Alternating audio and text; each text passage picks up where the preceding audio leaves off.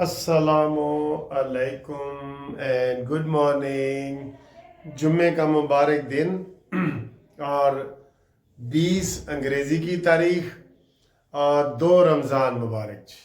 ठीक है, पहला गुजर गया अल्हम्दुलिल्लाह, दूसरा रमज़ान मुबारक आ गया। इसी तरह मिनट घंटों में, घंटे महीनों में, दिनों में, दिन हफ्तों में और हफ्ते महीनों में गुजरते जाएंगे। और ये गुजर रहे हैं भाई हर बंदे की लाइफ में। अब मेरी ज़िंदगी में ये 66 दफ़ा रमज़ान आ चुका है। मेरी 66 साल की एज है। जिसकी 80 साल है उसकी ज़िंदगी में 80 साल आ चुका है। तो ये सर जी सिलसिला चलता रहेगा क़यामत तक। ठीक है, ये सिलसिला चलता रहेगा जी। आए जी, सियासी खबरें आपको देते हैं। चलें जी, सबसे जो बाद में खबर आई है उससे सबसे पहले आगाज़ कर देते हैं। सुप्रीम कोर्ट ने इमरान खान को बड़ा रिलीफ दे दिया है और जो 10 अरब रुपए का हर्जाने का केस था शहबाज शरीफ का, उसमें स्टे जारी कर दिया। वाह सुप्रीम कोर्ट, वाह क्या बात है तेरी। ना कोई रिकॉर्ड देखा, ना इंटरम ऑर्डर शीट देखी कि जनाब इमरान का बिहेवियर तो देखो नीचे। 17 से केस चल रहा है, 17 से, मेरे ख्याल है 17 साल चलेगा पूरा। तो और इमरान खान वहाँ कभी अपना वकील नहीं पेश करता, कभी जरा नहीं करता, कभी गवाही नहीं पेश करता। और अब जब केस फैसले के करीब आया तो जनाब सुप्रीम कोर्ट ने कहा स्टे तो ये ऐसे देते हैं ना, ऐसे ऐसे। ये स्टे के खिलाफ सर जी कोई कानून साजी होनी चाहिए। यकीन करो, चलता फिरता बिजनेस, कारोबार, प्रोग्राम, हर चीज बढ़ जाती है बिल्कुल। और वो स्टे आ गया जी। घर बन रहा है, अचानक स्टे आ गया जी। उसका जो मटेरियल लगा हुआ है, जो मशीनें लगी हुई हैं, जो बाहर जनाब अली वो छत बन रही है, पूरी बाहर मशीनरी लगी हुई है, 100 मजदूर हैं, अचानक 12 बजे इतला आ जाती है हुकूमत, अदालत ने जी स्टे दे दी है। तो ये स्टे ऐसा है। ये जो 10 अरब रुपए का केस शहबाज शरीफ ने किया है ना, जाहिर मजबूरन की है।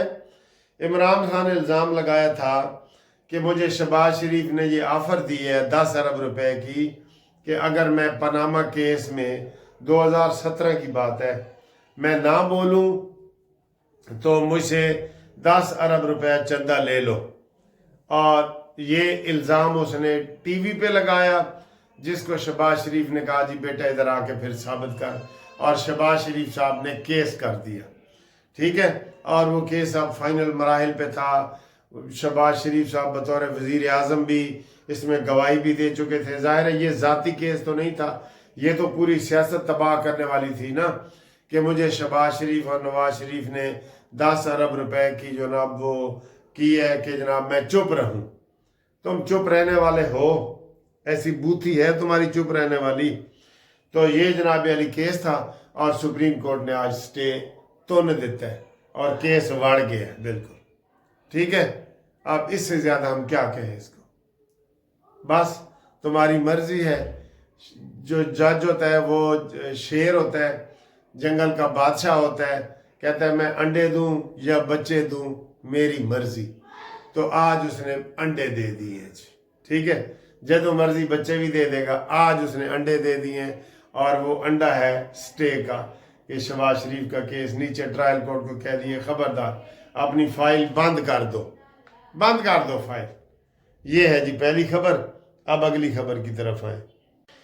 अच्छा सर जी, अगली खबर ये है कि शहबाज शरीफ साहब को जब वो शहबाज शरीफ या ये इधर पेश अपीयर हुए हैं कल के अमेरिका में, जो गज़ा के हवाले से, फ़लस्तीन के हवाले से अमन लाने के लिए, पीस लाने के लिए, अमन पीस बोर्ड में शामिल होने के लिए, तो आप यकीन करें वहाँ पे कितने कम अज़ कम कोई 30-40 ममालिक के लोग हैं। उसमें सबसे ज़्यादा हीरो बन के जो है वो शहबाज शरीफ साहब फिर रहे। सारे इस्लामी ममालिक, कतर, बहरीन, दुबई, सऊदी अरब, वो शहबाज के पीछे पीछे फिर रहे हैं کہ جناب ساڑھے نال گفتگو کرو، گل کرو، کوئی اسلحہ لے رہا ہے، کوئی ویسے اہمیت دے رہا ہے۔ تو عطا تارڑ کی پریس کانفرنس دی آئی ہے کہ جو اس وقت پاکستان کا پوری دنیا میں عزت اور احترام ہے وہ پہلے کبھی نہیں تھا۔ اور تقریر تو آپ نے سنی لی ہے کہ اس نے کہا جی مجھے ٹرمپ کی کہ جناب مجھے شہباز شریف پسند ہے اور مجھے فائٹر لوگ پسند ہیں جو بڑے دلیر ہیں، عاصم منیر صاحب۔ یہ مخالفین جو ان کے سیاسی اور جو پاکستان کے باہر کے مخالفین ہیں انڈیا وغیرہ، ان کے زخموں پہ نمک ڈالنے والی بات ہے۔ اور ٹرمپ نے ایک اور طیارہ بھی بڑھا دیا ہے، آج کہہ دیے کہ 11 طیارے جی پاکستان نے ان کے گرائے ہیں۔ بہرحال سارے اسلامی ممالک میں شہباز شریف صاحب ہیرو کی طرح پیش ہو رہے ہیں، یہ بہت بڑی بات ہے۔ اور پاکستان نے آج طے بھی کرنا ہے کہ ہم نے فوج بھیجنی ہے فلسطین میں غزہ کے لیے یا نہیں بھیجنی، اس کا بھی ساری یقین دہانی کرا دی گئی۔ جب اتنی تعریفیں امریکہ کر رہا ہے تو اب وہ کوئی ایسی بات نہیں ہے، فوج جائے گی۔ میں آپ کو بتا رہا ہوں 3 سے 3.5 ہزار فوج جو ہے ہماری فلسطین جائے گی، وہاں امن بحالی کے لیے جائے گی اور ریکنسٹرکشن کے لیے جائے گی، ان کے گھر بنانے کے لیے جائے گی۔ اور یہ فلسطینیوں کی بھی خواہش ہے کہ پاکستانی فوج بھی آئے۔ انڈونیشیا نے 7,500 بھیجی ہے، دبئی بھیج رہا ہے، سعودی عرب بھیج رہا ہے، تو پاکستان کیوں نہ بھیجے؟ ہم ان کے جھوٹوں کے پروپیگنڈے سے متاثر ہو کے تو اتنی بڑی اپرچونٹی جو دی گئی ہے اسلامی خدمت کرنے کی وہ ہم ضائع کر دیں، یہ نہیں ہو سکتا۔ تو فوج جائے گی اور بھیجنی چاہیے، یہ ہم کہہ رہے ہیں، کوئی اس میں دو رائے نہیں ہے، کوئی دو رائے نہیں ہے۔ ٹھیک ہے جی، اب اگلی خبر کی طرف آئیں جی۔ اچھا جی، پاکستان کی اتنی پذیرائی ہو رہی ہے اور پاکستان کی اتنے جناب علی پیسے آ رہے ہیں، 21 ارب ڈالر جو ہے اس وقت ہمارے اکاؤنٹ میں جمع ہے، 2 ارب سے بڑھ کے 21 ارب ڈالر جمع ہے۔ تو اس کے باوجود بھی جو آج رپورٹ آئی ہے کہ غربت کی جو شرح ہے نا، غربت کی شرح پاکستان میں 6% کا مزید اضافہ ہوا ہے اس سال، یہ 2025 میں۔ یہ کیا بات ہے؟ اور یہ کیا بات ہے سر جی؟ اتنے پیسے آ رہے ہیں، اتنی عزت مل رہی ہے اور غربت کی شرح 22% سے بڑھ کے 28% تک آ گئی ہے، یہ نہیں ہونا چاہیے۔ ادھر بھی پراگرس ہونی چاہیے تھی جیسے وہ ہے۔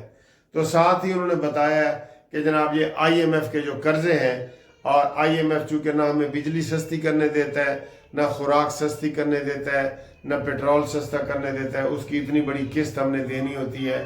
تو یہ شہباز شریف کو ہم کئی دفعہ کہہ چکے ہیں کہ بڑی ہمت کرو، عاصم منیر اور آپ مل کے، اس وقت قوم آپ کے ساتھ ہے، تو آپ یہ جو قرضہ ہے یہ اتارو، نواز شریف کی طرح، جیسے نواز شریف نے اتارا تھا 98 میں، یہ کون سے کہ قرض اتارو ملک سنوارو، آپ کو پتہ ہے نا۔ تو اس میں اس طرح کا ایک مہم ہونی چاہیے نا، ہونی چاہیے۔ یہ قرضہ اترے گا پھر سر جی یہ غربت اور یہ مہنگائی کنٹرول ہوگی۔ بہرحال افسوس کی بات ہے کہ ہمارے سارے اکنامک زاویے اچھے ہیں لیکن عملی طور پہ اس میں 6% غربت میں اضافہ ہوا ہے۔ یہ سمجھ نہیں نہ آ رہی آپ کو؟ سٹاک ایکسچینج ہماری 2 لاکھ تک پہنچ گئی ہے، آج بھی کہہ رہے تھے کبھی اوپر جا رہی ہے، کبھی نیچے، کبھی اوپر، لیکن 2 لاکھ تک پہنچی ہوئی ہے بھائی۔ کہاں سے شروع ہوئی تھی یہ؟ 65 ہزار سے 2 لاکھ تک۔ تو اس کا کوئی فائدہ عوام کو نہیں ہونا چاہیے نا۔ تو بہرحال یہ رپورٹ آئی ہے جو ہم آپ کے سامنے اس وقت پیش کر رہے ہیں۔ ایک اور آج کی بڑی خبر ہے جی، افغانیوں کے خلاف مختلف شہروں میں آپریشن شروع ہو گیا ہے۔ پنڈی میں، جیلم میں، گجرانوالہ میں، جدھر بھی افغانی ہے نا، وہ آپ کومنٹس کر کے بھی بتائیں ہمیں، اور DC آفس میں بھی فون کر کے بتائیں۔ آپ کا فون صیغہ راز میں رکھا جاتا ہے، جہاں بھی آپ کو کوئی ایسا بندہ نظر آئے افغانی تو ان کو بتائیں کہ یہاں جی افغانی رہ رہے ہیں، ٹھیک ہے نا۔ تو آپ نے اگر گھر کرائے پہ دیا ہوا ہے، آپ کو ذرا شک بھی ہے نا، تو شک کی بھی ایک درخواست دے دیں کہ جی ہمیں شک ہے کہ یہ افواہ نہیں ہے، آپ شک کی بھی دے دیں تاکہ آپ کی جان چھوٹی رہے نا، ٹھیک ہے۔ تو ان کے خلاف بھی آپریشن جناب علی شروع ہو گیا ہے، اور یہ اب دیکھنا یہ ہے کہ حکومت ہمیشہ تو یہ حکومت پھر بیچ میں خاموش ہو جاتی ہے، تو حکومت کو نا مکمل ان کا آپریشن کرنا چاہیے۔ یہ جب دہشت گردی ہوتی ہے پھر پیچھے لگ جاتے ہیں، پھر حکومت خاموش ہو جاتی ہے۔ جیسے سرجی انکروچمنٹ ہوتی ہے نا، انکروچمنٹ کے لیے ایک دن پولیس آتی ہے، سارے ریڈیو والوں کو اٹھا کے لے جاتی ہے، سال پھر نہیں آتی۔ تو یہ ایسے ہی ہے، یہ افغان پالیسی مسلسل بنائیں اور اس کی ڈیلی رپورٹ جو ہے وہ ٹی وی پہ دیں، جیسے کرونا کی آپ دیتے ہوتے تھے نا، اتنے مریض آ گئے، اتنے مر گئے، اتنے آ گئے، کرونا کا خوف پھیلایا تھا نا آپ نے، اس طرح کی رپورٹ دیں کہ آج کتنے بندے جو ہے نا وہ بھیجے ہم نے باہر اور کتنوں کو کنٹرول کیا ہے، یہ آپ کی ذمہ داری ہے۔ تو ہمارے ساتھ رابطے کے لیے 0300472572 Munsif Awan advocate supreme court. Group life insurance کے جو ہمارے کیسز ہیں وہ 26 تاریخ کو ماشاءاللہ فائنل بحث کے لیے لگ گیا ہے، 26 فروری، ٹھیک ہے۔ تو جن لوگوں نے کیس دائر نہیں کیا وہ اگر کرنا چاہتے ہیں، اس میں شامل ہونا چاہتے ہیں، تو وہ ہمیں اپنا شناختی کارڈ بھیجیں، ریٹائرمنٹ کا لیٹر بھیجیں، تھوڑی سی فیس بھی ان کو بتائیں گے، وہ بھی بھیجنا، تو پھر آپ کا کیس بھی مین کیس کے ساتھ شامل ہو جائے گا۔ فائدہ ان کو ہوگا جو کیس میں شامل ہیں، باقی جو ہے نا وہ دیکھتے ہی رہ جائیں گے، ٹھیک ہے۔ چلیں جی، اللہ حافظ۔